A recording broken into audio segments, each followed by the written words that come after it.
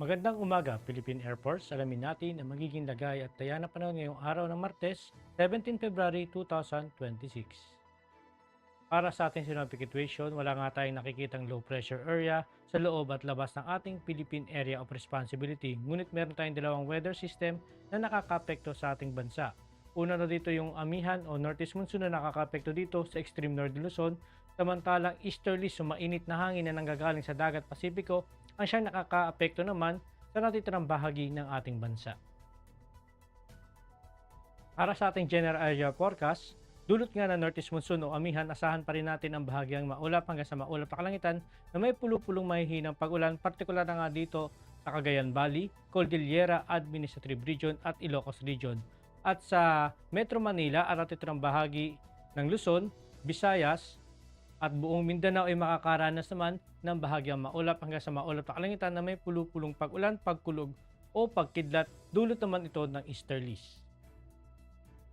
Para naman sa impact of flight operation, asahan natin dulot nga ng northeast monsoon sa Cordillera Administrative Region, Cagayan Valley at Ilocos Region ay makakaranas ito ng main hazard na cool and dry northeasterly flow bringing strong winds and light rains. Asahan din natin ang impact nito sa rotary, ang strong crosswind and wind gusts may restrict takeoff and landing and hover operation. Sa fixed wing naman, asahan naman natin ang crosswind and moderate turbulence during approach. Possible delays due to low visibility in light rains. Sa Metro Manila at natitirang bahagi nga ng ating bansa, asahan natin ang main hazard, ang warm and humid air from the Pacific enhancing convective activity, dulot naman ito ng easterlies o mga localized thunderstorm. Ang impact naman nito sa rotary, asahan natin ang localized thunderstorms and light turbulence may briefly affect operations, especially inland in the afternoon. Sa fixed wing naman, asahan natin ang generally fair with possible isolated Charlie Bravos causing short-term delays or turbulence.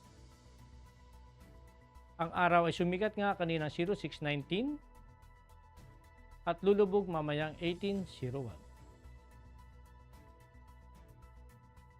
Meron naman tayong 0% new moon illumination. Para maging updated sa lagay at taya na panahon, ipalo lang ang aming social media accounts ng Air Force Weather Center. At yan lang po lagi ng ating panahon ngayong umaga, at sa ngalan po ng aming commanding officer na si Colonel Alvin Jan Cucador, PAP GSC, ako si Staff Sergeant Edmar B. Sagadraca Jr., Philippine Air Force Weather Broadcaster ng Air Force Weather Center. Muli magandang umaga at maraming salamat.